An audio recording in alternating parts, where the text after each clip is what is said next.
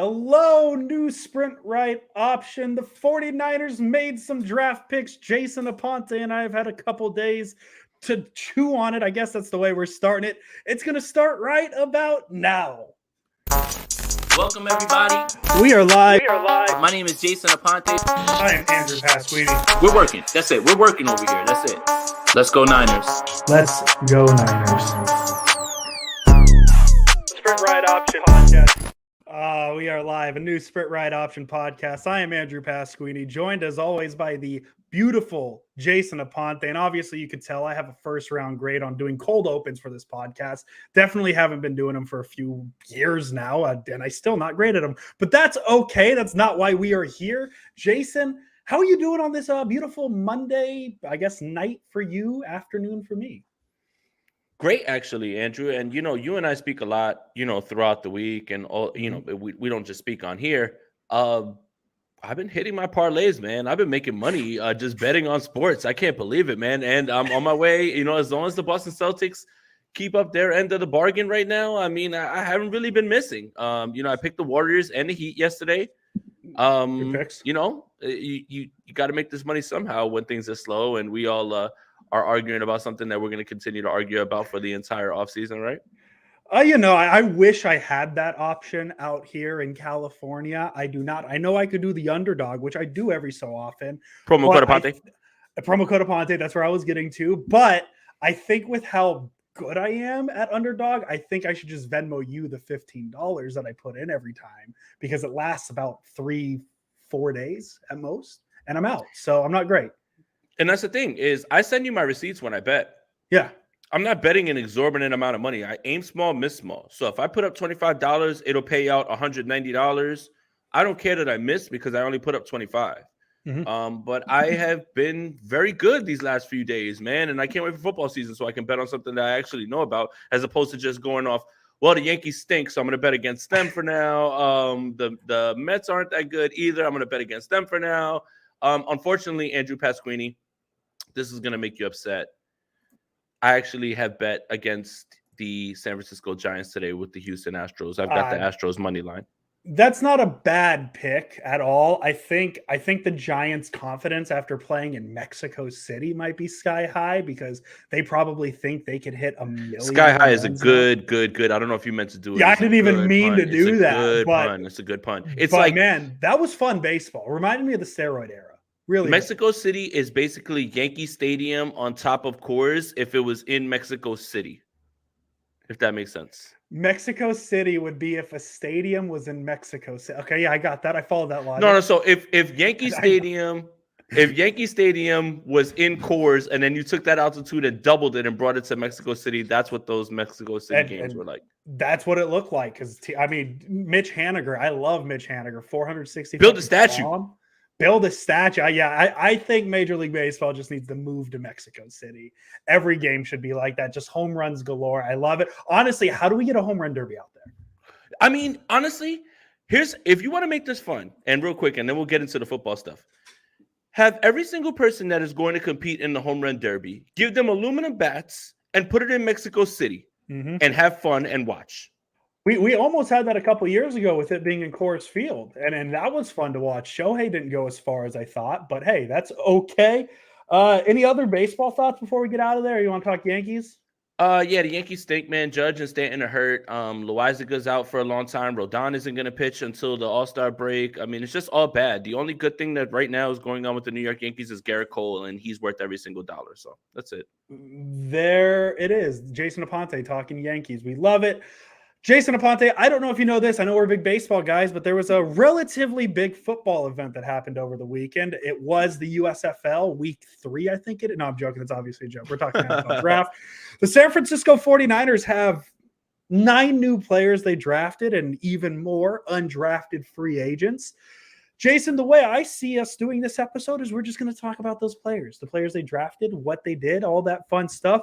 And I cannot think of a better place to start than the 49ers' first pick, which was Raphael, before we get into it, glad to see you back. Jason has me worries with these postal vibes after the last cast. But hold on. And I know what you guys are talking about. We might as well adjust it right now. I feel like I've gone off way worse about regular things than that. Yeah. I felt like while everybody was impressed with my impression or whatever of that, I felt like I chilled. And I've done way worse. Like I blacked out for way worse things. And I feel like I was upset. I'm still not happy with the pick, but whatever. No. If you guys like it, I love it. But I feel like, Andrew, I've done way worse with way less, I feel like, than that. Oh, absolutely. As somebody who has sat through, what is this, about 70 episodes now at this point, which Christ, man, 170 episodes of this. Yeah, no, absolutely. That might have been the calmest I've ever seen Jason Ponte, to be 1,000%. Right. He just walked away. I think the glitch in the system too really helped it, because you were sitting there and then you were just gone. And I think I levitated up.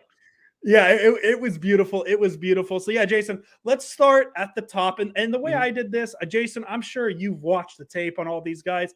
I don't know what I'm looking at when I watch the tape. So I just went through a lot of scouting reports.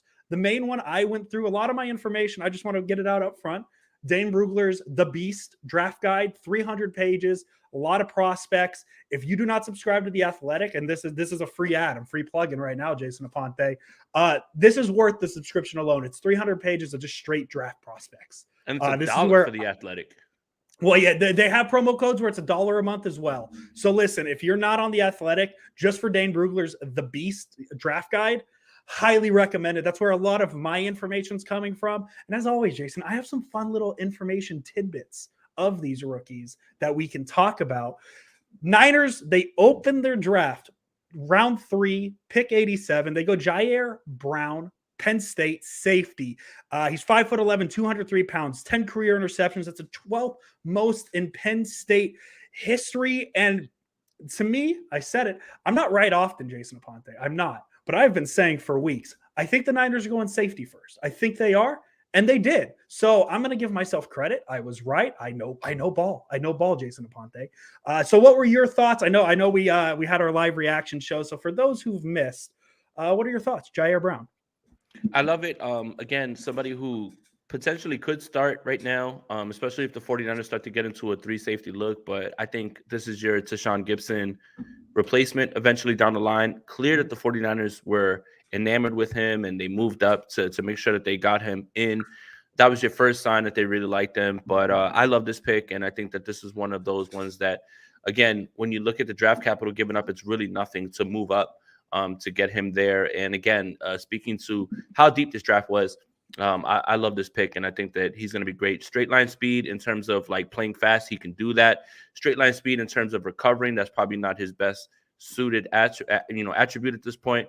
But again, putting him in positions to win, I have no doubt that Steve Wilks will do that. I really love this pick. And again, the 49ers, again, insulate themselves when they have someone who's about to leave with someone who's going to step in right away. And I think that's what Ji'Ayir Brown is. I love it. Yeah, some fun little stats about Ji'Ayir Brown in high school. He his senior year, he averaged 111.3 all-purpose yards per game, 42 tackles, 3 interceptions. In his senior year, he scored a rushing, a receiving, a passing, an interception, a punt, and a kickoff touchdown. He also played basketball, averaged 12.4 points per game, 10.4 rebounds per game, 6.7 steals per game, which was state best as a senior. So he's athletic. I'm going to mess up this junior college name. He attended Lackawanna Junior College and moved to safety specifically to be paired with Jaquan Brisker. How about that safety duo in junior college? Brisker and Brown, 40 tackles, 5 interceptions. I think what we're seeing, and not even I think, I know what we're seeing is a change in philosophy with the 49ers in their safeties, because for so long it was Jimmy Ward, it was Jaquaski Tart. We talked about, hey, they don't force the most turnovers, but they don't allow the big plays, and that's why you and I liked him. A lot of what I've seen from him, natural feel when to roll the dice, swallows the football with his massive hands and doesn't waste interception opportunities. He's got big hands. I like big hands. I'm a big hand guy, Jason. Well, not the big hands. When he swallows the football. Well, he swallows footballs. Hey, man, we're talking balls. Front Red Option Podcast. That's the pause. I'm doing my camera on right now. Oh, that's okay. I love it. I love it. But we're seeing this change of philosophy of the 49ers to protection safeties to ball hawk safeties. Talanoa Hufanga and now Ji'Ayir Brown. We'll see more Brown next year than really this year unless something happens with Deshaun Gibson. So what are your thoughts on just that change of philosophy, and where do you think it really came from for the 49ers in terms of their safeties? Well, I think, again, when you say, change of philosophy, I think that the players that are there are the ones that suit. So, like, when you put Jimmy Ward in a position where the ball is going to be thrown at him a little bit more in the slot, you're going to see more interceptions. That's what you saw this year. Yeah. Deshaun Gibson gives you 5 out of that position, and I don't think anybody really saw that coming. Hufanga is somebody who naturally takes risks. So I could see the idea of it being a change of philosophy, but I do think it's just, again, the player skill set more than anything. Guys who are diagnosing quick, willing to take chances. Some aren't, in either way. And there's good and bad in both. But turnovers, as you can see, you can live with the big plays over people's heads. But if they continue to turn the ball over and put you and give you short fields, you'll live with that. And I think that's kind of where the 49ers are at this point a little bit more.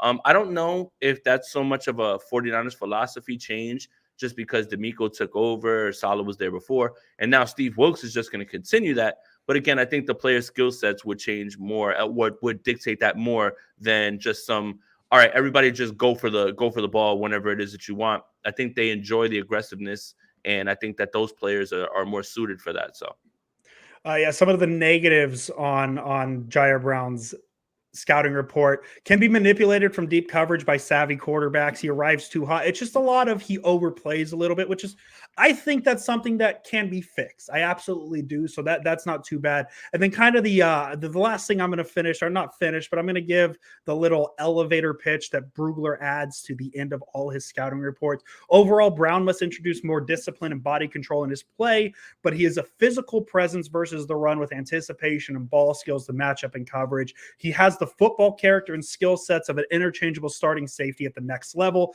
And really, when I read that sentence, it makes sense why the Niners drafted him, because that sounds like every safety, somebody who's near the line of scrimmage, can play over the top. Sorry, a bunch of dogs are barking outside my window. So if you got, I thought you had like a bunch of kids fighting. Like, absolutely, no. But when you read that sentence, it really feels like a very good fit for the San Francisco 49ers and what they look for in their secondary members. Yeah, for sure. And I love this pick. Again, it's future-proofing you while giving you somebody who can right now, if you want, contribute on special teams and also, again, provide your insurance in case Isaiah Oliver isn't that guy in the slot, or, maybe one of the 49ers draft picks actually starts outside and they kick Lenore inside. There's a lot of possibilities in what they've done right now to fortify the secondary. Anytime there's a secondary move, you're going to look at it like Steve Wilks has something to do with it. So, yeah, you want to make sure that you insulate yourself every way, and the 49ers have done that over and over at all positions almost. All right, so that does it for Brown. Let's move on to the next pick. 399 kicker Jake Moody out of Michigan. And Jason, I know a lot of people came here for your opinion on this, but I just want to talk really quick because I am not anti-kicker in any way. I think Jason Aponte has poisoned me a little bit. I used to be very pro kicker. So I want to have two separate little conversations here because I have nothing wrong with Jake Moody, the player. I don't. Jake Moody was my favorite kicker in this draft, which is probably the most Andrew Pasquini sentence there is, that I had a favorite kicker. I just want to look at it from where the Niners drafted him, first of all. And this is not, I'll tell you when I changed the conversation to specifically about Jake Moody. The Niners essentially told us that the second most important position they wanted was a kicker. That's why they took him with their second pick. Sersky, thanks for the comment, Dee Winters. We're going to definitely get to him. The last kicker that was taken before the start of the fourth round, do you know that? Roberto Aguayo. 2016, Roberto Aguayo. Since Sebastian Janikowski was a first-round pick in 2000, 48 kickers have been taken before the fourth round. 48 kickers have been taken in general in the draft. 4 have been taken before the fourth round. Jake Moody, Roberto Aguayo, Mike Nugent, Nate Kading. Nugent and Kading, both names are recognized. None of them are really out there as great kickers.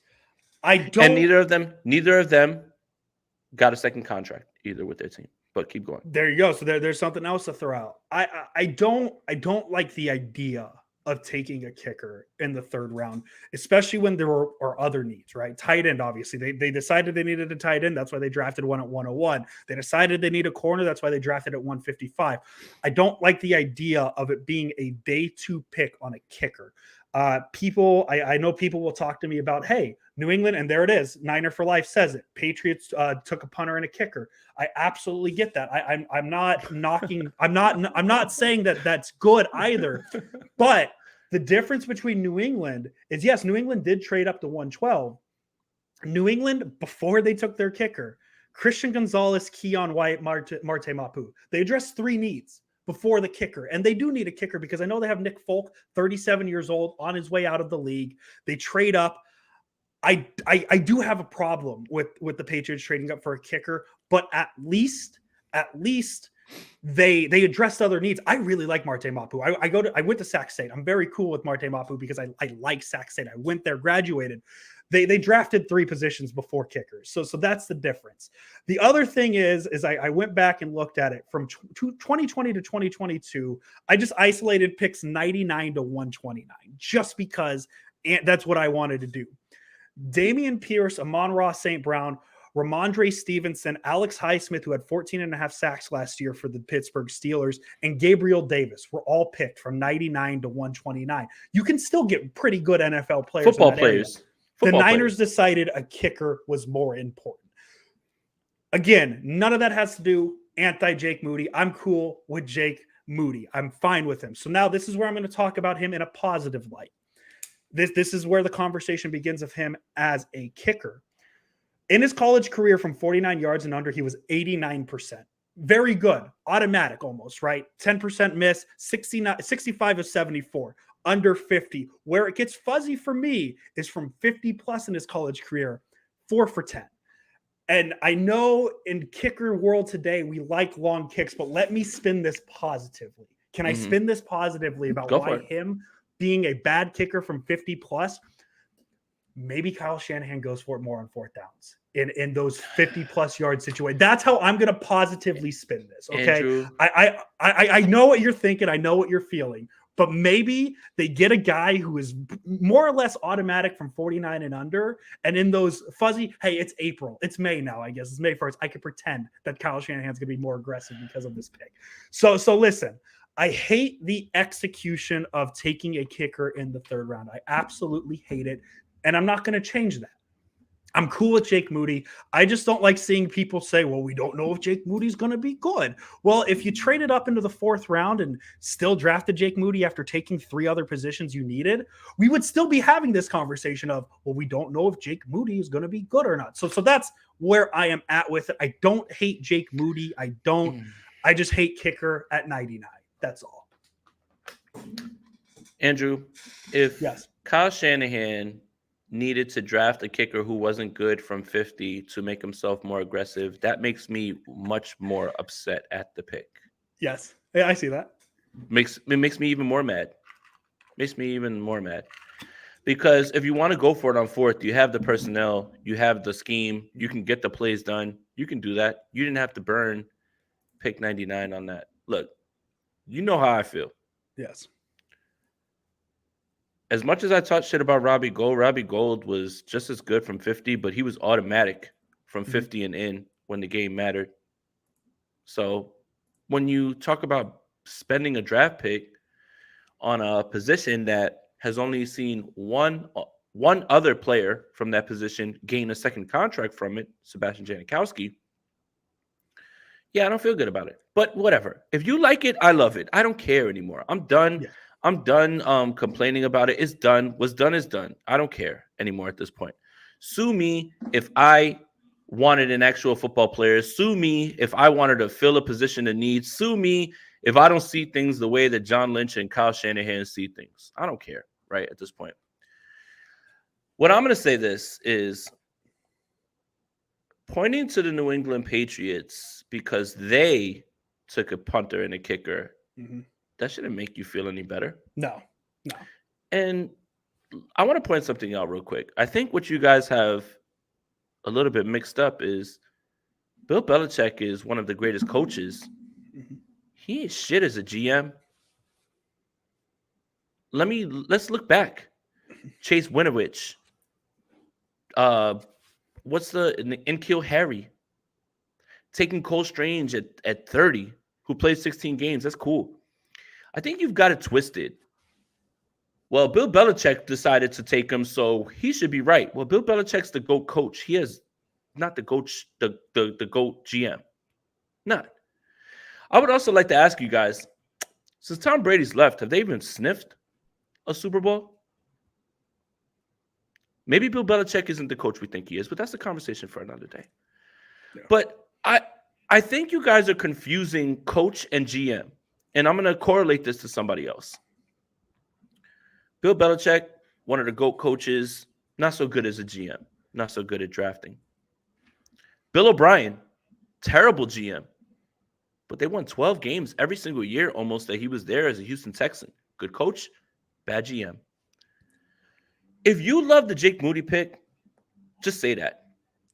Please do not point to the New England Patriots drafting a punter and a kicker as somehow to back up your point, because I think that's ultimately as stupid, especially when the Patriots are not close to winning a Super Bowl. At least the Niners are closer to winning a Super Bowl than the Patriots are. Citing Juju Smith-Schuster and all these guys doesn't put them, oh, well, we can just waste picks on kickers. One more gripe. I've seen people say, well, the 49ers have done a bad job in third-round picks, so they just decided, hey, let's just take a pick.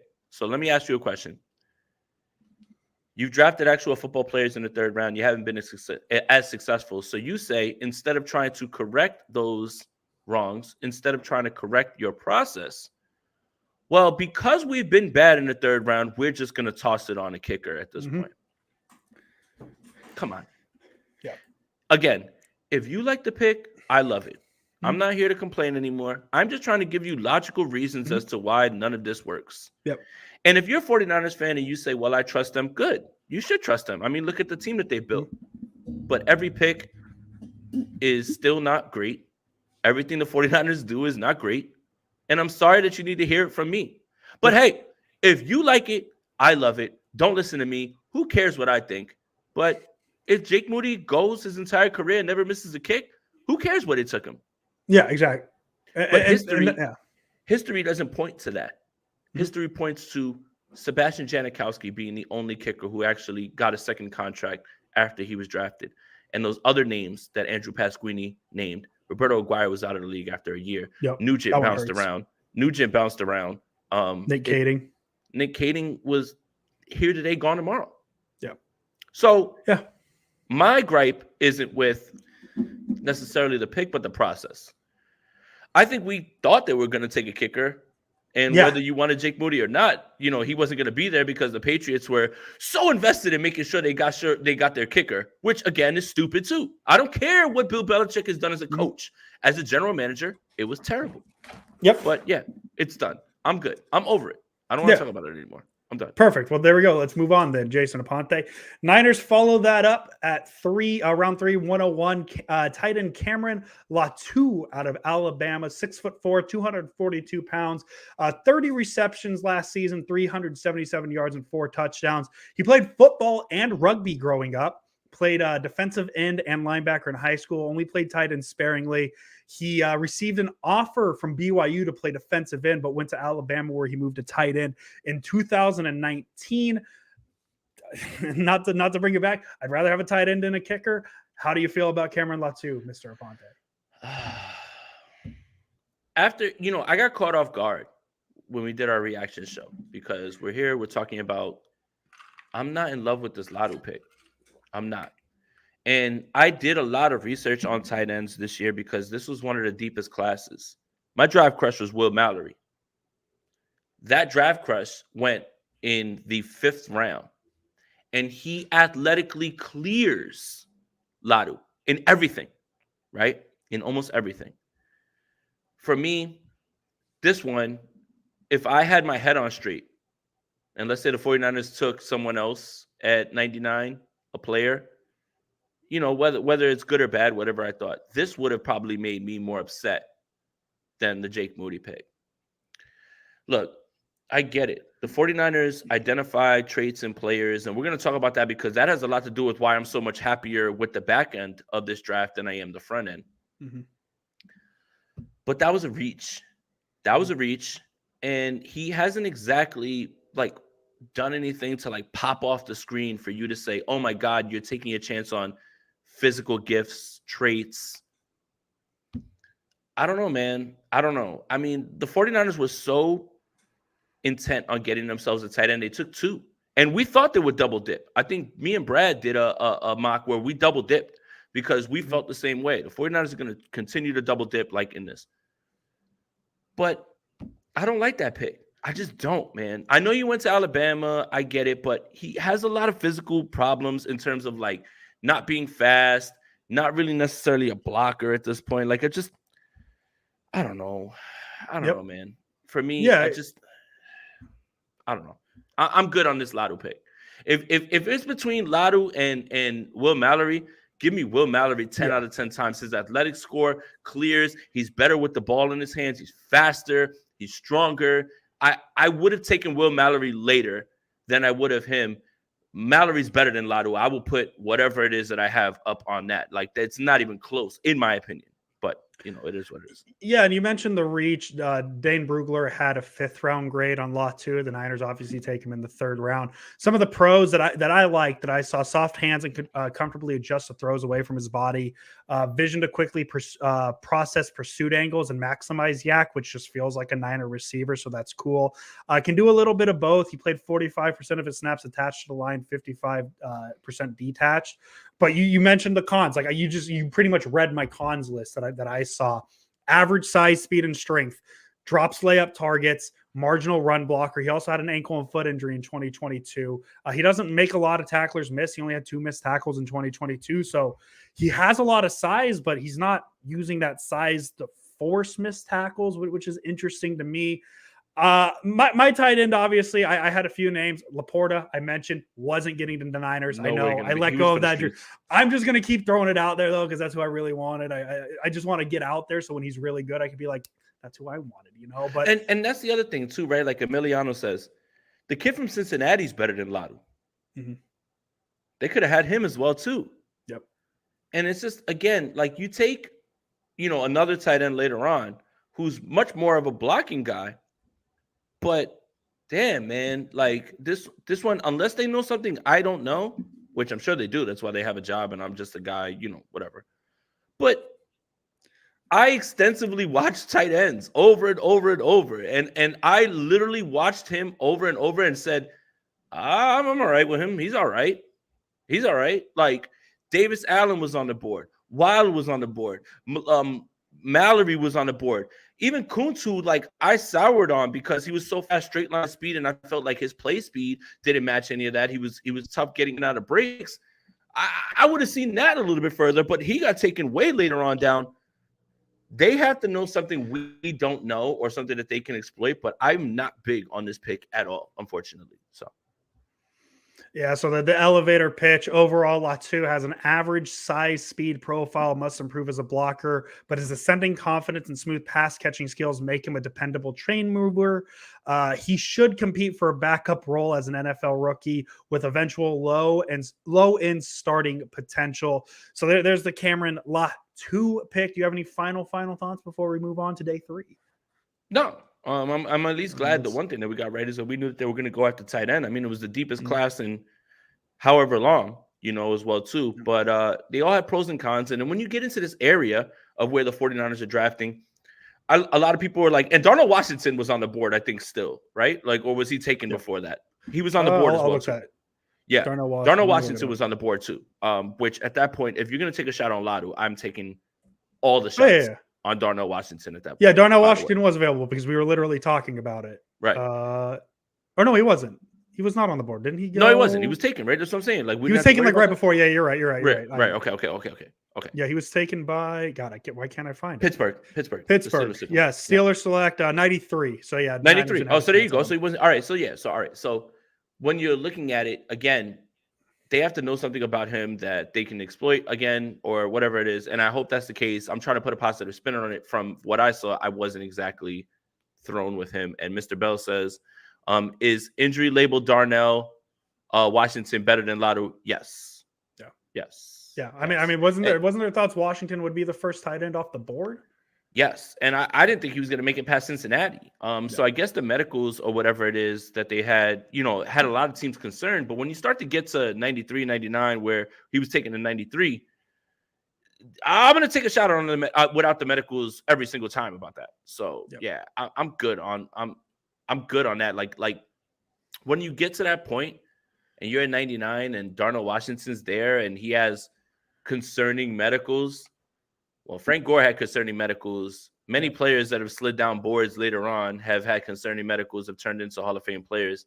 Yep. I'm taking a shot on the talent every single time. And that's what the Pittsburgh Steelers couldn't let that value go so much. They have Pat Freiermuth, and they still said, there's no way we can let this slide and let him get away. And they drafted Darnell Washington. Like, that's the point. But, again, this pick can look better year after year. Again, we're doing instant draft analysis May 1st. But I wasn't super in love with this, but I was seeing red because of the kicker pick before it. So I guess I didn't get to say what I wanted to say. We didn't even get to talk about this pick because Jason's like, I gotta go right, man. I was like, I'm done with this. So, yeah. Okay. So day 3 now, round 5, pick 155, cornerback Darrell Luter Jr. out of South Alabama, 6 foot tall, 189, 10 pass breakups in 2021, 7 pass breakups, 1 interception in 2022. He started playing football at the age of 5. He did whatever he could to be around football, including being the water boy at his brother's high school. He played cornerback and hybrid nickel linebacker as a junior. He moved to outside cornerback as a senior in high school. Started 2 seasons on the basketball team in high school. He also did track, 23.68 seconds in the 200 meter, 20 feet 10 inches in the long jump, 43 feet 3 inches in the triple jump. So just kind of an athlete. I don't know. I really like the random high school facts. I don't know what it is about it. I just love these random facts. So what are your thoughts on Darrell Luter Jr., Jason Aponte? Great press coverage. I mean, I think he allowed a QBR of 19.8 in times that he was in press situations. He's an outside guy. Again, that's why I kind of brought up Luter, Mooney, maybe Lenore on the inside. Now you're really cooking when it comes to that. So I like it a lot, man. Again, the 49ers, when I was talking about cornerback, it's just like, well, what are the options after Lenore? And Ambry Thomas, and I'm just like, if they wanted Ambry Thomas to play, he would have played many times last season when there were injuries. They're doing everything they can to not put him on the field. They obviously don't believe in him. So I like this move. The South Alabama thing, the last guy that was drafted out of South Alabama was Jalen Tolbert, wide receiver, who actually killed it at the Senior Bowl, got no burn at all with the Dallas Cowboys. So I don't know if that means anything in terms of competition, anything like that, but it's clear his athletic profile, his size, his length, his speed in certain aspects was something that the 49ers usually covet at the cornerback position. I actually have no problem with that as well, too, even if one of my draft crushes went undrafted and signed with the Philadelphia Eagles, Eli Ricks. So I like it. They obviously identify something about it. I like the intent overall right away to identify somebody that, these are the traits that we're looking for. We always look for these traits. And I would rather you say it with your chest than just say, oh, we're taking somebody that just fell to us because we have a need. Seemed like they really liked Luter. So that's the part that I'll take with it, at least at this point. Maybe I should apply that same logic to Jake Moody, and maybe it'll make me feel better. Anything to really make you feel better about the Jake Moody pick, I'm all for. But that's okay. Hey, small baby steps, Jason Aponte. Admitting that maybe you could get there is the big step. The pros from Luter: good length and speed. Jason said best in man-to-man and press coverage. He forces wide receivers to match his physicality. Explosive leaper. One of the cons they had for him, though, was more comfortable in press and off coverage, which I guess that's a thing. But he also gets very jumpy and declares his footwork a little prematurely. One of my favorite sentences in all of this, reading these little elevator pitches. Overall, Luter won't be an ideal fit for every scheme, but he is athletic, long, and then this is my favorite part, and unfond of receivers who think the catch point belongs to them. That's just a good football guy sentence. He projects as a man coverage NFL cornerback with the skill set to work inside or outside. Versatility. That's all the Niners look for on defense is what can you do? Where can you do it? And Luter feels like a fit. Yeah. I love this pick in terms of them identifying the secondary, coach, which is the defensive coordinator now at this point. Again, say with your chest. If you're going to take position players, I like it. I can get on board with it. So that's my caveat with it. So then we move on. Round 5, 173 edge Robert Beale Jr. out of Georgia, 6'4", 47 pounds, 26 stops, 20 pressures in 2022. You ready to feel old, Jason Aponte? His favorite player growing up was Aldon Smith. Aldon Smith. Maybe my favorite factoid. This is not maybe my favorite factoid. This is my favorite factoid out of every Niners draft pick. Played basketball and bowling as a kid. He continued to foul out in basketball, didn't like how he couldn't be physical, so he switched to football in 6th grade. He said, nah, basketball's not physical enough for me. I'm going to go play football. He started as an offensive tackle, wide receiver, and tight end, but preferred defense because of the physicality. So yeah, man, physical guy. That's all I got. That's huge for me. I like it. I love it, man. I think when you look at him, he's the speed rusher that they're looking for. Great first step. When he's at Georgia and you look at his production, you have to remember that he was in a rotation and he was in and out and didn't play every single snap, right? Again, when you're looking at speed rusher, you're looking at the 49ers still trying to fill that D Ford role. Yeah. And now you possibly have done that in the draft. Great first step. What was it at the press conference that I thought was one of the best comments? His GTFO rating, which Chris Kosurik, are you aware of this, Andrew? I am not. Oh, okay. What is so this? John Lynch talked about how Chris Kosurik defines his pass rushers and what their GTFO rating is. I love Meaning, first step, yeah, you know what GTFO stands for. We're a family episode. They define his first step as he's getting all the way out, like immediately. And he had the highest of all of the guys that they scouted. And that's literally in the transcript. You know, Kyle reiterated GTFO. I thought it was one of the funniest aspects of their press conference. Literally, their press conference after all these picks had to do with two real things. One, talking about the GTFO rating, and two, basically reiterating to everybody why they didn't take any tackle, because Colton McKivitz is that guy. And he's the guy that they're just rolling with, like, at this point. But the GTFO rating was the best part. I felt it was a fun way to describe what kind of goes through Chris Kosurik's mind when he's evaluating players.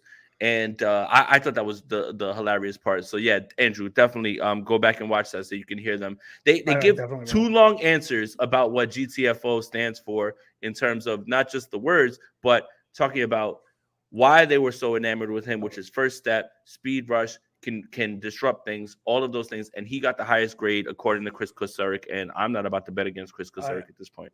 I missed this because I was too busy giving up 4 runs and 2/3 inning pitched in my high school alumni game against a bunch of high school kids. So that's brutal. But yeah, GTFO, we might need to steal that. We're going to take that. We're going to GTFO rank everybody.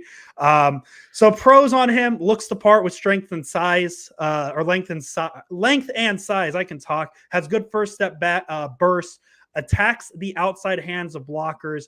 A lot of hand strength talking. We're talking hands on the Sprint Right Option podcast here. Emiliano, because McKivitz will never get injured, apparently. Thanks for the nuance, Kyle. He's right, man. He's right. Look, having confidence in the guy, that's great, man. But injuries happen. Injuries happen across the line. And then they said, well, that's why we signed Matt Pryor. And I was just like, all right, dude. I was like, you got it, man. Like, Matt Pryor is a guy who, like, literally, when I asked the Indianapolis Colts person who covers the team, what's Matt Pryor about? And they were like, thank God he left. And I'm just like, dude, I don't want to hear that. I really don't want to hear that at all. So the last pro I had, which actually Brugler listed as a con, but I put it as a pro. He was arrested in college. I put it as a pro though because it was a misdemeanor charge of marijuana possession. So that just means he's a cool guy. So that's what I got. It means he just wants to party, man. Get off his back. Yeah, he's a good guy. That's a pro. He's a cool Get guy. off his back. Cool guy. Get off his back. Overall, the little elevator pitch. Overall, Beale is raw with his pass rush setup and execution versus the run, but he has the size and speed profile and splash plays that suggest he could be a better pro than college player. He is worth the gamble somewhere in the middle of the day 3 of the draft, which is exactly where the Niners got him. Sirski, Matt Pryor's a death certificate too. No, look again. your backup linemen aren't exactly like stalwarts. Like nobody on their team has like a backup lineman where they're like, oh yeah, I'm good whenever he comes in. So Matt Pryor is that. Like, but yeah, if Matt Pryor has to play significant snaps, I fear for everything. And Sersky's on point with it, man. Round 6, pick 216, the 49ers select linebacker Dee Winters, Dee Winters for short, out of TCU. Yeah, I found out what D stood for. Dee is a great name. 5'11", 227 pounds, 48 games played, 246 tackles in his college career, 12 and a half sacks, 10 passes defended, 3 interception. He had 27 students in his high school class. He played receiver and running back on offense, linebacker, cornerback, and safety on defense. He won the district MVP as a sophomore and junior in high school. 987 receiving yards, 690 rushing yards, 52 tackles, 3 interceptions as a senior. He also played basketball, track, and baseball. Center fielder, he was second team All-State. He moved to defense full-time in college and moved from safety to linebacker. What are your thoughts of Dee Winters? Well, I mean, again, we're talking about traits and profiles, right?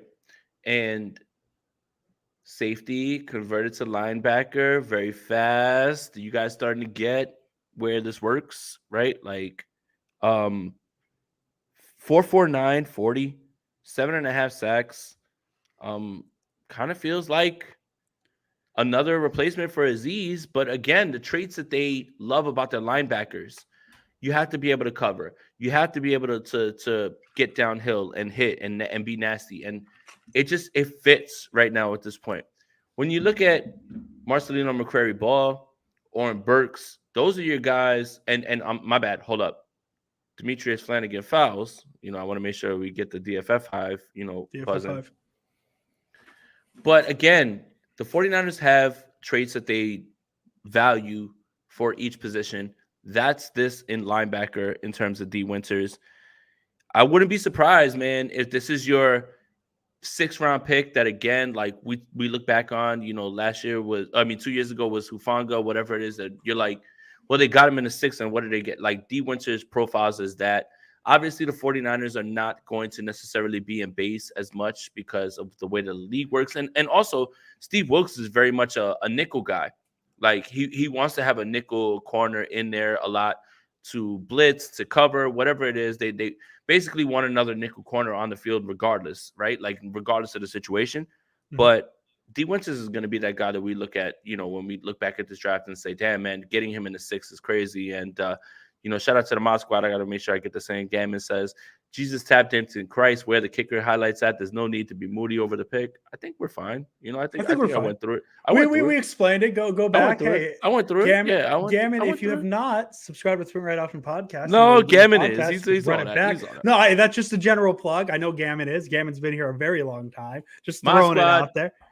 Got to advertise it. Yeah, and the thing that I really like about him is he started every game the last 3 seasons. So he's been healthy. That's huge, especially a team that has a lot of injuries. Something we're going to see a lot with these next few players is played on punt coverage. So the Niners are really shoring up the special teams. We're gonna hear that a lot. The elevator pitch overall, Winters will run himself out of plays and can be engulfed in tight quarters. But he is in perpetual chase mode and covers a lot of green. He is run and hit linebacker prospect with special teams abilities. And I really like that. That's the one thing. That's my dumb football guy take, is like kind of with Patrick Willis. And this is not a Dee Winters Patrick Willis comparison, but the thing I noticed about Patrick Willis is every time he was at the ball, he was near the ball making a play.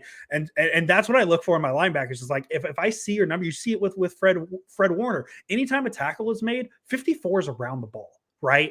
And that's what I look for. Weston Drew went and got them high school stats. We appreciate it. Are digging deep. Yeah, man. I just, as I said, a lot of this comes from Dane Brugler's Beast Draft Guide. So go read it. You can find all that high school stuff. JKBG.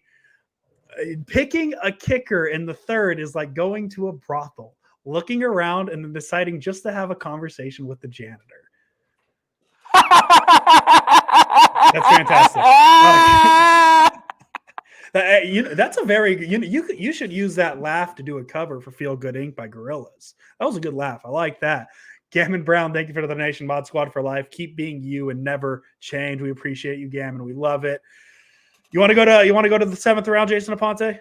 I don't know, man. JKBG kind of just wrapped up this show with that analysis right there. He man. tends to do that. I mean, it's so good, and it's very direct without being over the top. If that makes any sense, right? Like, because anybody could have made like some sort of joke like that, but I feel like that was accurate while also, getting to the point. All right. Yes, exactly. 7th round, 247th overall pick, tight end Brayden Willis out of Oklahoma, 6'3" and a half. NFL.com made sure to throw that and a half in there. 241 pounds, 58 game played, 75 receptions, 998 yards, 13 touchdowns in his career. He had 7 touchdowns in 2022, which was an Oklahoma team high. Started playing flag football at the age of 4. He played quarterback through middle school. He moved from receiver to tight end as a sophomore in high school. Injuries forced him to move to quarterback, and he threw for 521 yards and ran for 572 yards, 16 rushing touchdowns, 4 passing touchdowns. He also played D-end and punter in high school, was named the district MVP. So reading that right away, Niners need an emergency quarterback. Brayden Willis is the guy, seems like. So, Jason, what's your thoughts on Brayden Willis, the second tight end the San Francisco 49ers selected? Well, basically, it just means that, I think that Ross Dwelly's, time on his team is completely gone. I mean, you didn't draft Cameron Latu to cut him, so I think he makes the team. Brayden Willis kind of doubles as, a Kyle Juszczyk replacement, right? Like, he can play H-back. He can move around. He's very versatile. Great at blocking. So, this is my thing. Again, we talked about it with the 2 tight ends. The blocking tight end you took later on, but you could have had yourself the receiving tight end earlier on. And Latu's not that. Mallory's that. A few other guys, Davis Allen, they were that. But in terms of what Brayden Allen is, I think that he's more of a Kyle Juszczyk kind of type player in terms of, how the 49ers love their versatility, but he can play H-back, he can play tight end, he can play, outside, all those things. I think they're going to use him as a mismatch type of option if he makes the team. But if you're looking, the 49ers usually keep 4 tight ends. George Kittle's 1. Latu's 2. Warner is here. So that means Willis and Ross Dwelly. I think this is it, Ross. You're going to come to camp this year, but you're not going to be here, though.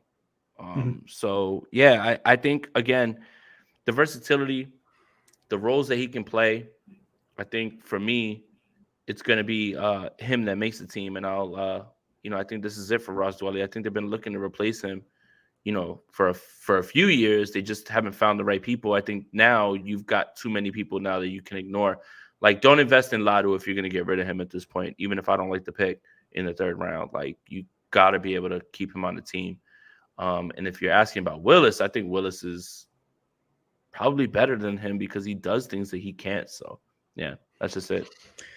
Yeah, and a lot of what I read on him is he's a team guy, right? He was named the senior captain, described as an alpha leader. Oklahoma head coach Brett Venables said nobody on our team has more command and respect than Brayden. So that's something that I look at. I know the NFL might not look at that the same as college. But the big thing I saw is he had 800 wow, that feels like a high number. That feels like a typo. 845 special team snaps in his college career. So maybe, I don't know. That might be high, might not be. I don't know. So special teams again. So the Niners showing that up. But yeah, I feel like he's a good blocker, loves the block and has the mental makeup for the dirty work. The elevator pitch on him. Overall, Willis won't be a full field receiving threat in the pros, but has a healthy appetite as a blocker and will appeal to NFL teams that value alignment versatility. Hey, I know a head coach of a certain team that we follow, Jason, that likes alignment versatility. He projects as a wide-ranging H-back, backfield, inline, or slot, and regular contributor on special teams. So I like this pick. I think if I had a guess of somebody who would make the team in the 7th round, I think Brayden Willis is a good choice, not just because of his blocking ability, but also the special teams factor, because the Niners have really worked on reworking the special teams in the last year and a half now. And I understand the fit. I understand that. And Willis has at least versatility, right? Like with Warner, unfortunately, he can't catch. I think Willis at least gives you that upside of being able to come out where everybody says, well, Willis is on the field, they're going to run the ball. Willis is on the field, they're going to do this. And Willis is able to sneak out, right? Because Jimmy put that ball right on Warner in Atlanta, and he dropped that thing. Like, he can't catch the football. Like, it's just not, like, a part of his game. And they like him in that run blocking role. But Willis is the guy that you can bring on the field and keep people on their toes. Mm-hmm. Like, when Charlie Warner's on the field, if I'm a defensive coordinator, they're running the ball. Yeah. Unless they're throwing to the one receiver that they have split outside, depending on the formation. I think Willis gives them the flexibility of that, and I think this is a much better pick for me than Latu in the third, if you're asking me.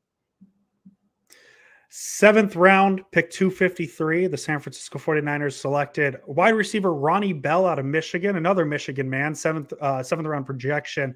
He had 62 receptions for 889 yards and 4 touchdowns in 2022. Grew up around football. His dad was a college assistant coach. He played basketball and started football in middle school. 21 receiving touchdowns as a high school senior, ranked 4th most in Missouri State history. His 31 career receiving touchdowns ranked 3rd most in Missouri State history, behind Dorial Green Beckham and Jeremy Maclin, both NFL names. He was also all district and all conference in basketball as a junior. I mean, he was such a big basketball player, he didn't attend recruiting camps because of AAU commitments and got his first college offer for basketball. So an athlete. I think if you're getting college offers for basketball, I think that proves you're an athlete. The big thing I got is he's pretty good with his feet, pretty good route runner. That was the big thing I got with Ronnie Bell, Jason. I think it's 2 things. One, the 49ers are insulating themselves in case Brayden Ayuk's not going to be here. Yep. And also preparing for possibly Jauan Jennings not being here. Not that he's going to price himself out, but, there's a certain amount of money that they're going to allocate to him. Ronnie Bell's coming off a 2021 ACL injury. Yep. And that's, I think, a little bit more of why he fell as far as he did. It's not the player itself. It's not his skill set. It's the hesitation due to injury. So Ronnie Bell profiles like a Kyle Shanahan guy, though. Like, again, this draft was a masterclass aside from kicker in terms of what this team identifies as far as traits at certain positions. You got a linebacker who's converted from safety. Okay, draft him. Got a guy who can block well. You got a guy who can catch well as a tight end. Okay, all right, draft those guys. Like, it's the same thing when it comes to Ronnie Bell. He feels like a Kyle Shanahan receiver, a guy who can get himself open, knows the spots, can do the yards after the catch thing, possibly be good on 3rd down. I think the 49ers are now insulating themselves, again, when you look at the invested draft capital and how much you have to pay for the potential loss of, you might lose Brandon Ayuk and Jauan Jennings next year. You might lose both of them. You could. Yep. I don't want to see that happen, but you could. So why not take a shot on that? The problem is, there's 6 receivers that make this team, right? Let's say Ayuk, Samuel, Jennings, those are done, right? Mm-hmm. Those are done. Ray-Ray McCloud seems like he's set. That's 4. Mm-hmm. Willie Snead signed today. Danny Gray? Do you cut bait immediately? So that's going to be the interesting part. I don't know how he has an uphill climb to making the 53. When you look at who's there, when you look at how they build their roster and how many people they keep active on game day. So for me, I like the move. I think the 49ers were swinging on something that he shouldn't have slid this far. But it's going to be interesting to see how he can carve himself a role on this team right now when the 49ers have like 5 guys immediately that I think we know are making the team. And then what happens with the rest of them, at this point is going to be interesting. Yeah, one of his cons that I thought just as a fun sentence, guilty of opting for the acrobatic grab instead of establishing position, which just sounds like my type of guy. Like when I'm playing baseball, I look for that diving catch every time. Like it could be a routine ball, but I'm like, how do I make this harder on myself to look cooler. So I like that. That's a pro to me just because I think acrobatic catches are more fun. Overall, Bell is a naturally instinctive and competitive pass catcher and brings the right mindset to the NFL game. But creating separation and finishing catches in crowded windows will be a tall task at the next level. He has the skill set to carve out a Rashad Higgins-like role in the NFL. Hollywood Higgins? Hopefully not.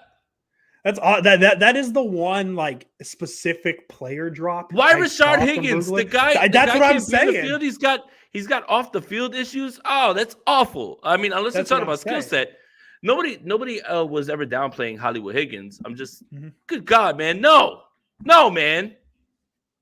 The 49ers last pick. I don't know if you heard, Jason, but the Niners are pretty good with their last pick last year. I don't know if you've heard that one. 7th round, 255 linebacker Jalen Graham out of Purdue. He played quarterback his senior year of high school and led the team to an 11-2 record. Quarterback wins are the most important stat. He ran a 22.39 second in 100 meters and a 16.05 in 110-meter hurdles in track. Jason, thoughts on the Niners' last pick? Just more linebacker depth, I think, at this point. Again, being able to contribute in different ways. Look, it's hard to project what a 7th round pick can do. Yep. This far at the end, usually those guys don't make the team.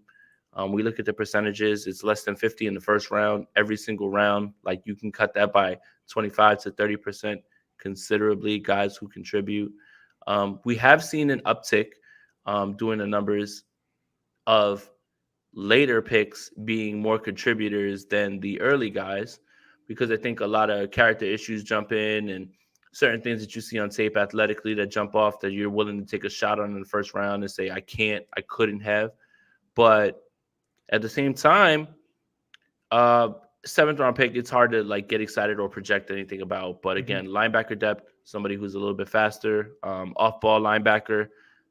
It's hard for me to get excited later on at the end of this draft when you have guys. There's only so many spots for guys to make teams. So yeah. Overall, Graham is alert, well built, and driven to make plays, which might fit as a Sam linebacker. But his pursuit speed is average, and his tight transitions will be tough to overcome in the NFL versus skill athletes. His versatile background and special teams potential could be a saving grace. So maybe another special teams guy. As I said, the Niners seem to really prioritize that near the end, guys who have special teams experience. And there you go. There are the 9 players the San Francisco 49ers deemed to be worth a draft pick. But that's not all. That's not all, because undrafted free agents are a thing. This is the list I have, Jason Aponte. If I miss a name that very obvious, just let me know. This is the most recent list I could find. The big one is going to be offensive lineman Joey Fisher out of Shepherd. I got the elevator pitch on him specifically because of the contract the Niners gave him, and I'm drawing a. Was it Poe? Was it West? The Niners, I remember the Niners gave a big contract out to West. They gave out like West? 100. Yeah. Mm-hmm. So the Niners gave Fisher a $130,000 guaranteed, $115,000 base guaranteed, and a $15K signing bonus. Overall, a major uptick in competition awaits Fisher at the next level, but his coordination, play strength, and finishing mentality will not look out of place versus NFL competition. He is a practice squad candidate as he transitions inside to guard. So that's the big name there. The rest of the names, I'm just going to run through them really quick. Wide receiver Shea White out of Tulane. Offensive lineman Corey Luciano out of Washington. Offensive lineman Ilm Manning out of Hawaii. Defensive back Avery Young out of Rutgers.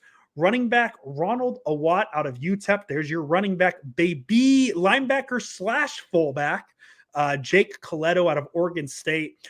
Defensive back Deshaun Jamison, Texas. Defensive tackle Spencer Wagey. I apologize if I butchered that. North Dakota State. Running back Kalon Laborn Marshall. Linebacker Mariano Sori Marin out of Minnesota. And then the Quantrez Knight Award for Best Name, wide receiver Jadakiss Bonds out of Hampton. Football guy name. He's making the 53-man roster. Rapper name. At me. Jadakiss, not Jadakiss. Rapper name Jadakiss. Jadakiss and the Locks deserve their respect. And listen, If the Niners want to print money, and I'll get to Jan really quick, I apologize. If the Niners want to print money, you make sure Jadakiss Bonds gets 25 because that Bonds 25 49ers jersey will go hard. And for us New Yorkers who are 49ers fans, having a 49ers player named Jadakiss, knowing that he's outside, and yeah, he didn't sign yet, but they have a restructure that they did, $11 million. Again, they have to sign their draft class. Technically, none of the draft class has signed. Nobody has signed yet. So I wouldn't worry too far about that, Brash Cat. But Jan says, at this point, would you be surprised if we drafted a long snapper next year? What y'all think about the Eagles draft, Jason? Okay. And this is where we're going to end it. Don't they have Tabor Pepper on like a lifetime contract? Oh yeah, no, Tabor's not. The way he talks about the Niners on Twitter, it's like a lifetime contract. I'm pretty sure. So the Eagles did a good job. Yeah. Sorry, guys. Yeah. I mean, they had a plan of drafting every single Georgia defender that they could. They signed Eli Ricks as an undrafted free agent for outside corner. The Eagles realize that they have a 1-year window because Jalen Hurts' contract doesn't kick in drastically until next year. So they reloaded their team with picks. They traded for DeAndre. The Eagles are in right now. The Eagles want to win their Super Bowl right now. That's why they're doing that. So a lot of pushback when I said the DeAndre Swift deal was good. Well, he's not Christian McCaffrey. Well, yeah, nobody has a back every single game that they can count on. That's not how the league works. The 49ers were lucky enough to have Christian McCaffrey all year this year. Let's see what happens. The Eagles did great. Yeah. The Eagles did great. The Seattle Seahawks did great. The gap is closing. I like the Lions. The Lions fixed themselves. Let's just say that. Their day two was better than their day one. Yeah, day Laporta, Hendon Hooker. They fixed themselves. They fixed themselves. And in the beginning, I don't hate Campbell. I don't hate Campbell. I didn't think he was going to go in the first round. So the Eagles lost Miles Sanders, but they replaced him with DeAndre Swift. Yep. I mean, what's the difference? What's the difference? When you add him with Gainwell, Boston Scott, when you add him with Rashad Penny, the league, there's no more bell cows. The bell cow running back thing is done. Nope. It's done. And the only reason it happened this year is because Kyle Shanahan embraced it. Kyle Shanahan was the reason your team doesn't run or your other team doesn't run up one running back over and over and over. Kyle Shanahan literally made his business on 3 and 4 running backs. So DeAndre Swift, they're like, oh, he's not Christian McCaffrey. But if you limit his touches and you put him in spots where he's going to win, which is like outside running routes, yeah. Like, he's a baller. Like, again, man, the Eagles did a great job. It's okay, 49er fans. You can say this. I'm a 49er fan. I believe in my team's roster more than the Eagles. But the Eagles have done a good job of loading their roster. I'm also a 49ers fan, and I believe that my team is better than the Seattle Seahawks. But the Seattle Seahawks have done a good job, again, in a second straight draft, in which last draft, they walked away with 2 tackles, a starting cornerback, a starting running back, and a starting nickel corner. I don't know hit rate. I'm not looking at hit rate, but that's pretty good. So, again, all of these things are what we think will happen. But you can still, as a 49er fan, say, I believe my team is better than both these teams, but they've gotten better. And the Seattle Seahawks are closing the gap. They're closing it fast. And if they get another year where they have another draft, like they shipped off Russell Wilson and got better. Yeah. When you look at what they drafted, if Boye Mafe takes another step, what they got in terms of like what they gave away from Russell Wilson, come on, man. Seattle's balling. They're hooping. But the 49ers are still better. And you can say that. That's all that matters. Absolutely.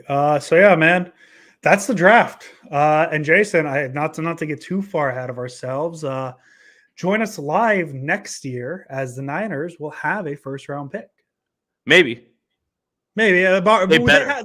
they're scheduled to take one right now. Why? Don't say they better because like, what if they get somebody really good for that? But what if they get? Trade that first for Patrick Mahomes, and I'm good. There we go. Yeah, I was gonna say that name. That was the name. Imagine the Chiefs. The Chiefs are just like, first, I gotta get this guy out of here, man. I'm tired of him, man. He puts ketchup on steak, man. We gotta get him out of here. He's too good, man. Making it too hard. Or making it too easy, you know? Yeah, so that's the NFL draft, man. Yeah, but see, all right, hold on. What I was saying about McCaffrey is McCaffrey's a bell cow back, but for 2 straight years, he couldn't even make it past week 6. He just did it this year again as a 49er. You see how unsustainable that is, or how hard it is to sit there and say, yeah, set your watch to it? Even Derrick Henry's big ass is losing games like now at this point. Ezekiel Elliott 2-3 years ago is gone now. He hasn't even signed with a team. There are no bell cow backs. It's not how this works anymore. None of it. Jonathan Taylor 2 years ago literally lit the world on fire. Man, injured week 4, couldn't even finish playing. There are no more bell cow backs. It's over. That is an outdated thought process. It's done.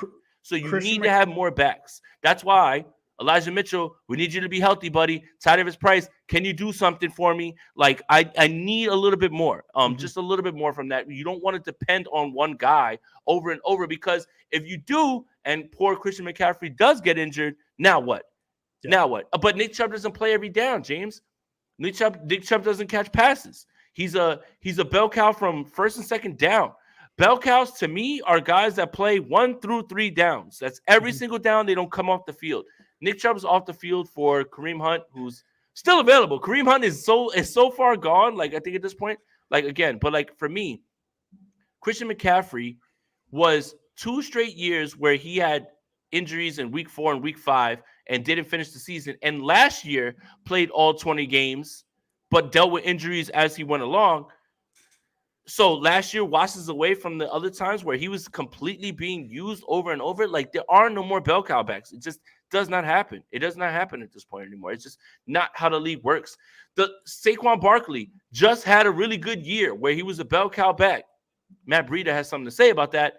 And the Giants still were like, yo, we're not signing you to a long-term deal. We're just going to give you a 50-year deal, maybe the 50-year option. Hopefully you'll play. If not, like, it's not how the league works anymore. If you get a year of it, that's great, but you can't set your watch to it. Josh Jacobs became a bell cow this past year. This one past year. The years before that, he split with everybody. Latavius Murray. Again, nobody has a bell cow back anymore. It does not happen anymore. It's a thing of the past. It is literally a thing of the past. Yeah, I mean, you look at the Josh Jacobs example, 14.5 carries per game in 2021 that jumped up to 20. So yeah, like I understand, like I kind of understand what Texas Niner is, but it's trying to say, but I think the definition of bell cow has changed. It's quite gone. A bit. It's bell not. Cow it's means not. You don't get off the field. There are no bell cow backs anymore. That don't happen. Because even too, while McCaffrey does play a lot of downs, you got to look at how many are under center, how many are a receiver, things like that. So. I think the definition has changed quite a bit the past few years, but yeah, like, and even too, I don't know why you'd want to be a bell cow back, because look what's going on with Derrick Henry. Look what's happening with Ezekiel Elliott. You mentioned Saquon, that the Giants don't want to give him that contract. I don't think I want the Niners to have a bell cow back, because it's just an easy way to wear them down. Gore is the last of his kind. Gore is the last. Yeah, Gore is the last of. He's in on every single down. Pass, obvious passing down doesn't matter. Like, again, on obvious passing downs, like Derrick Henry's not on the field. Obvious passing downs, Ezekiel Elliott wasn't on the field. Tony Pollard took his spot. They literally just drafted another running back and they let him walk. It's just, when you look at the sustainability of being able to touch all those the ball that many times, Christian McCaffrey has had 1 year in the last 3 in which he has, and I knew, go for it. I knew you were gonna laugh. I just saw Gore had Kendall Hunter. I haven't thought of the name. Oh, Kendall shut Hunter up, man! Will you shut up, man? I haven't thought of the name. That's why I wasn't laughing at the call. I was laughing because I hadn't thought of Kendall Hunter in a long time. He also had Marcus Lattimore, right? Jason Aponte. Hey, it was fun. God. Peterson too. Yeah. So like, listen, I understand both sides of the argument. I just think the definition of bell cow has changed in recent years. Jason, I know you are excited, just as excited as I am, for Bad Bunny versus Damian Priest in a street fight in Puerto Rico on Benito. Saturday. Benito, baby. I'm excited. I'm looking forward to it. Hey, I don't know when we'll be back. Probably next Thursday, likely, when they announce the schedule. After that, Jason, here's how close this is going to come, right? Barring anything wild happening in the next week and a half before the schedule announcement, our next podcast should be the schedule announcement next Thursday, a live show. Maybe we reach out to Brian and Tim again because we usually have them on for that episode. But just throwing it out there. But I'm going to the Philippines for about 2.5 weeks. Won't be back until the first week of June. First week of June is when everything gets going again, baby. We're starting to talk camp. We're starting to talk football. We're not talking hypotheticals anymore, baby. So we're looking forward to it. Hey, Sersky, I appreciate you seeing in the chat, man. Hope all is going well. Texas Niner, we appreciate you. Hey, thank you for supporting us. I know we might not all disagree, but I love the conversation. Todd Gurley was Bell Cowan as well. And he's still 27 years old, and that man wouldn't get a job doing anything other than carrying somebody's bags. Knees. So there it is, man. So, hey, we appreciate each and every one of you. It was fun. I give this Niners draft either anywhere from an A+ to an F. I'll let you know in a few years, huh? Jason Aponte, as always. No. Oh, no, we're not in it yet? Yeah, no, I got my draft. I got my draft grade. C+. C+. There we go. Just right in the middle. Passing. Right in the middle. That's passing. That's passing. That's literally like when my mom was like, "What happened in class?" I passed. Yeah. So that's all that matters. So, yeah. I would say they passed as well as they did not time out on a single pick. That's a failure, I would say.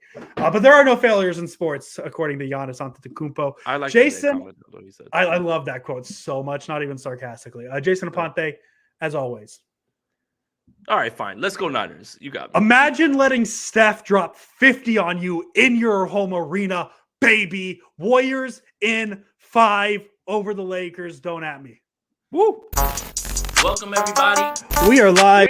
My name is Jason Aponte. I am Andrew Pasquini. We're working. That's it. We're working over here. That's it. Let's go Niners. Let's go Niners.